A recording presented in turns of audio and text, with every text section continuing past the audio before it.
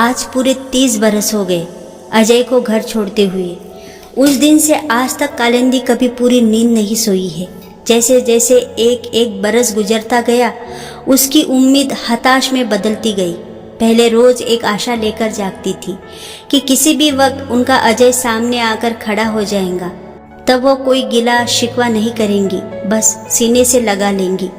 दोनों की अश्रुधार में सारा कलुष बह जाएगा। फिर कहने और सुनने को बचेगा भी क्या। देखते देखते 30 बरस गुजर गए, पर कालिंदी को लगता है मानो कल की ही बात हो। आंखों के आगे वह दृश्य जैसे फ्रीज होकर रह गया है। उस वक्त 9वीं कक्षा का विद्यार्थी था अजय। शाम का वक्त खेलकर लौटा था वो। आज लौटने में कुछ ज़्यादा ही देर हो गई थी। 8 बज गए थे। उन्होंने हल्के से डपटाते हुए पूछा था, इतनी देर क्यों कर दी बेटा? तेरे पापा कितनी बार पूछ चुके हैं। बेपरवाह से उत्तर आया, अब एक दिन देर हो गई तो क्या हो गया, आ तो गया हूँ ना, अब जल्दी से खाना परोसो, बहुत भूख लगी है। तभी अंदर से प्रभात का आगमन हुआ, क्रोध से भरे हुए। अब साहबजादे का घर आने का वक्त हो रहा है। बस दिन भर क्रिकेट खेलते रहो, खेल कूद कर ही जिंदगी बन जाएंगे। पढ़ने लिखने की क्या ज़रूरत है? एक हम हैं, सारे दिन खटकते हैं, तब 4 पैसे कमा कर लाते हैं और इन्हें गुलछर्रे उड़ाने से फुर्सत नहीं है। प्रभात का रिकॉर्ड जो एक बार शुरू हो जाता था जल्दी बंद नहीं होता था। अजय ने सफाई देनी चाहिए, पर उसकी बात अनसुनी कर दी गई। कालिंदी ने विषांतर करना चाहा, चलो पहले खाना खा लो। नंदू और मीना भी भूखे बैठे हैं, पर उसकी बात भी गरम तवे पर बूंद की तरह उड़ा दी गई। बीच में उसका टोकना प्रभात को अच्छा नहीं लगा। तैश में आकर अजय के 2-4 चाटे जड़कर ताकीद भी कर दी, खबरदार आज रात इसे खाना दिया, रात भर भूखे रहेंगे तब पता चलेगा कि आवारगी का क्या नतीजा होता है। अजय चुपचाप बैठा सुबकता रहा था। प्रभात जाकर खाने की टेबल पर जाकर बैठ गए थे। मजबूरन उनके पीछे पीछे जाना पड़ा था। पति और दोनों बच्चों को खाना खिलाकर जब कालिंदी लौटी, अजय का घर में कहीं पता नहीं था। किशोर अवस्था थी। पापा की बात को वो नादान दिल से लगा बैठा था। घबराई हुई सी वे आई थी, देखो जी अजय घर में कहीं भी नहीं है, न जाने कहाँ चला गया। आप जाकर देखिए ना। कहाँ जाएगा? बैठ गया होगा किसी आस पड़ोस में। बहुत गर्मी चढ़ी है साहबजादे से, कुछ कहो मत, नहीं तो घर छोड़कर चले जाएंगे। कालिंदी की ममता कांप गई। भूखा प्यासा न जाने कहाँ गया होगा। अरे बहुत देखे हैं घर छोड़ने वाले, तुम्हें क्या लगता है वापस नहीं आएगा? आने दो घर, मैं भी अब देख लूँगा। फोन उस जमाने में था नहीं। कालिंदी रात को कहाँ जाती?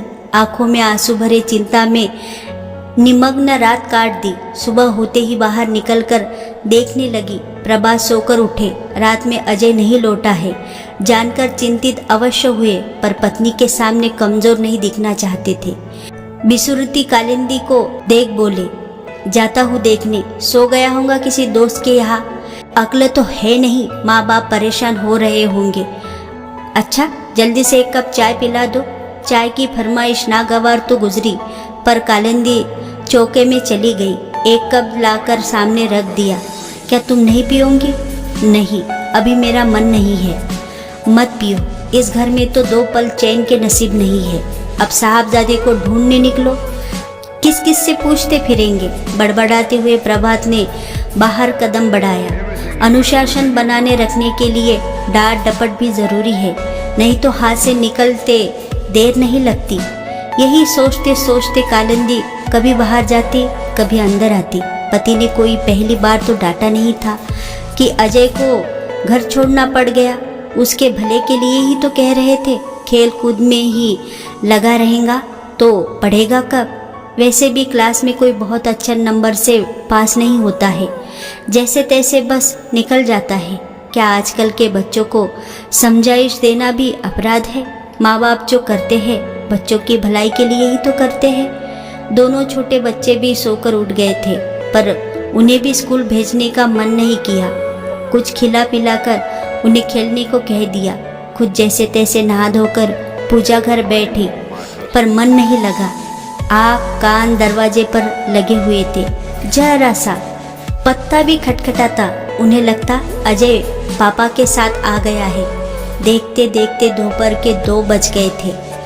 थके मादे अकेले प्रभात ही लौटे। उन्हें देखकर ही कालिंदी का कलेजा मुंह को आ गया। अरे अजय को नहीं लाए? हाय मेरा बेटा, कहाँ चला गया होगा? इतनी देर का रुका हुआ बांध टूट पड़ा। वह फूट फूट कर रोने लगी। अब प्रभात अपनी और पत्नी की नजरें में स्वयं को अपराधी समझने लगे थे। दोनों भाई बहन भी माँ के स्वर में स्वर मिलाने लगे थे। वे कुर्सी पर माथा पटक कर बैठ गए। मोहल्ले पड़ोस में तब तक खबर आग की तरह फैल चुकी थी। घर पर लोगों का जमघट लग चुका था। जितने लोग उतनी बातें। गुप्ता जी बोले, मेरे विचार से पुलिस में खबर कर देनी चाहिए। वर्मा जी बोले, आजकल शहर में साधुओं का दल सक्रिय है, बच्चों को बहलाकर ले जाते हैं। यादव जी कैसे पीछे रहते? अरे नहीं, आजकल के बच्चे क्रोध में घर से निकल पड़ते हैं। भगवान न करे कहीं गलत हाथों में पड़ जाए। श्रीमती भार्गव कहने लगी। और मेरी बहन बतला रही थी कि बच्चों के अंग भंग करके भीख मंगवाते हैं, पूरा का पूरा गिरोह होता है। सुधाकर ने बात संभाली। अरे बच्चे गुस्से में घर छोड़कर जरूर देते हैं, पर गुस्सा ठंडा होते ही वापस लौट आते हैं। आप परेशान न हो, धैर्य रखो, 2-4 दिन में अजय लौट आएगा। श्रीमती गर्ग बोली। कुछ भी हो प्रभात जी, आपको बच्चे से इतनी सख्ती से पेश नहीं आने चाहिए। आजकल के बच्चों में सहनशीलता तो है ही नहीं। दूसरी ओर कालिंदी प्रस्तर की तरह बैठी थी। उसके कान किसी भी वार्तालाप को ग्रहण करने में असमर्थ थे। बस 3 शब्द ही उसके जीवन संचार कर सकते थे। अजय आ गया। अन्यथा वह चेतना शून्य थी। आंसू भी सूख चुके थे। वे भी एक सीमा तक ही साथ दे सकते थे। 2-3 दिन लोग प्रभात की फोटो लेकर प्रभात के साथ पुलिस स्टेशन चले गए। एक सुब्रता को छोड़कर बाकी लोग भी सहानुभूति दिखाते धीरे धीरे प्रस्थान कर गए। सुब्रता ने जीत कर बच्चों को खाना खिला दिया। कालिंदी से भी जिद करती रही, पर वह भी जानती थी एक माँ के गले से निवाला कैसे उतरेगा। पुलिस में रिपोर्ट लिखी जा चुकी थी। अब हर वक्त यही लगता रहता कि शायद आज पुलिस कोई खबर लेकर आए। प्रशांत ने भाई की ओर से सभी अखबारों में खबर छपवा दी। बेटा अजय, जहाँ भी हो तुरंत चले आओ, तुम्हें कोई कुछ नहीं कहेगा। तुम्हारी माँ बहुत बीमार है। अजय का कोई पता नहीं चला। न पुलिस की रिपोर्ट काम आई, न पेपर में दी गई सूचना। बोझिल दिन गुजरने लगे। ऑफिस वाले को पता लगा तो घर में तांता लगने लगा। जितने लोग उतनी बातें। औपचारिकताएं निभाते निभाते कालिंदी थक गई। एक भी कंधा ऐसा नहीं दिखता जिस पर सिर रखकर हृदय का बोझ हल्का कर सके। एक दिन सब्र का बांध टूट गया। उसने अपने आप को कमरे में बंद कर लिया। लोग दरवाजे पीटते रहे, पर नहीं खुलना था सो नहीं खुला। वह सारा दिन फर्श पर लोट लोट कर रोती रही। चिंताओं का कोई अंत नहीं था। रोते रोते आँख लग गई। सपने में देखा अजय कह रहा था, माँ क्यों रो रही हो? मैं यही तो हूँ, तुम्हारे बिल्कुल पास। नींद खुल गई। उठकर बैठी। अजय नहीं था। चेहरा आंसुओं से जरूर भीगा हुआ था। उस दिन के बाद से यादों के भंवर में घिरी कालिंदी यंत्रवत सब काम करती है। खाना परोसते समय अजय की थाली भी परोसती है। दरवाजे की ओर निहारते हुए एक लंबी सांस निकल जाती है। मुंह तक कोर ले जाते हुए हाथ कांप जाते हैं, पर बिना खाए भी कब तक चल सकता है। पड़ोसिनी पहले आकर समझा बुझा जाती थी, फिर धीरे धीरे सबने स्थिति को स्वीकार लिया। माँ के हृदय में जो ज्वाला धक धक रही है वह आंसुओं से भी नहीं बुझती है। कुछ वर्षों बाद पुलिस ने भी फाइल बंद कर दी। इस बीच कहाँ कहाँ नहीं खोजा, कितने पतझड़ गुजर गए। उसके दोनों देवर भाई सभी अपने स्तर पर खोज करते रहे, पर अजय को पता नहीं जमीन निगल गई या आसमान खा गया। कितने मंदिर घूमते फिरे, मन्नतें मांगी, कितने तंत्र मंत्र अनुष्ठान कराए, कितने पंडितों मौलवियों के पैर पड़े, गंडा ताबीज क्या क्या नहीं किया। जो जहाँ बताता दौड़ पड़ते, पर सारे उपाय व्यर्थ रहे। समय का पहिया अविरत चलता रहा। दोनों बच्चे भी बड़े हो गए, उनके ब्याह शादी निपट गए। दोनों अपने घर परिवार में व्यस्त हो गए। एक दिन दिल पर बोझ लिए दौरा पड़ने से प्रभात ने भी सदा के लिए आंखें मूंद ली। अकेली रह गई कालिंदिनी। सभी धर्म निभाने के बाद एक फास हृदय में चुभती रही।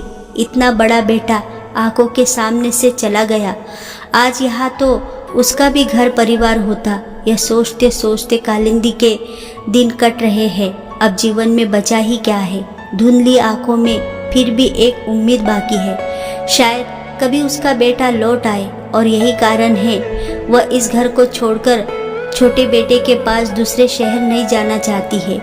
बेटा जब आता है माँ को समझाने की कोशिश करता है, पर माँ को समझाना आसान नहीं। कालिंदी ने बहुत आत्ममंथन किया है, पर इस स्थिति के लिए किसी को भी कसूरवार नहीं ठहरा पाती है सिवाय अपनी नियति के। पुरानी कहावत है कि घूरे के भी दिन बहुरते हैं। माँ के दिल में जो आस का दिया टिमटिमा रहा था वह बुझ नहीं पाए। उससे पहले ही चमत्कार हुआ। शाम का धुंधल का मुरेट पर उतर आया था। रोज की तरह कालिंदी बाहर बैठी सोच रही थी। अंदर बाहर सब जगह अंधेरा ही अंधेरा छाया है। अंदर चलकर भगवान की दिया बाती करे, घर की बिजली जला दे, कम से कम घर का अंधेरा तो दूर हो जाएगा। एक दीर्घ श्वास छोड़ते ही कालिंदी भीतर आई। भगवान के आगे दीपक जलाया ही था कि दरवाजा खटखटाने की आवाज हुई। इस वक्त कौन होगा सोचते दरवाजा खोला। बार बार आंखें मलती, पर जो आंखें देख रही थी उन पर भरोसा करना कठिन था। स्वप्न है या सत्य? सामने अजय खड़ा था। तब के अजय में और आज के अजय में जमीन आसमान का फर्क था। पर ममता को पहचानने के लिए आंखों की जरूरत नहीं थी। सीने में उठती हिलोरी ने बाह फैलाने पर मजबूर कर दिया। बेटा भी कटे वृक्ष सा माँ की बाहों में समा गया। बहुत देर तक दोनों की आंखों से गंगा जमुना बहती रही। किसी ने रोकने की चेष्टा भी नहीं की। शब्द व्यर्थ थे। 30 वर्षों का अंतराल बीच में परसा था। इस बीच दोनों ही और बहुत कुछ घट गया था। अजय बार बार दीवार पर टंगी पिता की फोटो देखता। आंखों में पश्चाताप के आंसू उमड़ पड़ते। बहुत कुछ कहना चाहता था, पर शब्द हिचकियों में गुम हो जाते थे। माँ ने दुलार से सिर पर हाथ फेर कर कहा, अब बस करो बेटा, तुम लौट आए। मेरे जीवन की सब साथ पूरी हो गई। चलो आज मैं तुम्हें अपने हाथों से खाना खिलाऊंगी। हाँ माँ, तुम्हारे बेटे ने जाने कब से पेट भर खाना नहीं खाया है, कब से नींद भर सोया नहीं हूँ। आज थपकी दे के सुला लूंगी ना माँ, पर पहले जी भर के बातें कर लेने दो। कब से तरस रहा हूँ। जानती हूँ माँ, उस दिन क्रोध में आकर घर से निकल तो गया, दिन भर इधर उधर भटकता रहा। तुम सब बहुत याद आते रहते थे। घर की ओर कदम बढ़ाता, पर साहस जवाब दे जाता। हाथ बिल्कुल खाली था। कायरों की तरह स्टेशन भाग गया, बिना परिणाम के चिंता किए। जो ट्रेन सामने दिखी सवार हो गया। ट्रेन मथुरा स्टेशन पर रुकी। डिब्बे में टीसी को आया देखकर घबराकर स्टेशन पर उतर पड़ा। बेंच पर बैठे बैठे रात हो गई। बहुत डर गया। अब कहाँ जाऊँ? चारों ओर भीड़ ही भीड़, पर एक भी परिचित चेहरा नहीं। तुम्हें याद करके रोना शुरू कर दिया। पता नहीं कहाँ से 2 साधु निकल पड़े। समझ गए कि घर से भाग आया हूँ। चिकनी चुपड़ी बातें करने से पहले खाना खिलाया, फिर बहला फुसलाकर अपने साथ एक आश्रम में ले गए। मैं भी बिना सोचे समझे साथ हो लिया। क्रोध अभी तक कायम था, इसलिए वापस आने का ख्याल नहीं आया। फिर तो माँ, मैं उनके जाल में उलझता चला गया। 2-4 दिन मीठी मीठी बातें की, फिर आश्रम का काम काज अपनी सेवा करवाने लगे। भागना चाहता था, पर कड़ी निगरानी थी, निकल नहीं सकता था। रोज शाम को जबरन भंग पिला देते, फिर नशा होने लगा। आदत पड़ते देर नहीं लगी। शाम होते ही छटपटाहट होने लगी। वे जो कहते करता। अब भागने की भी नहीं सोचता।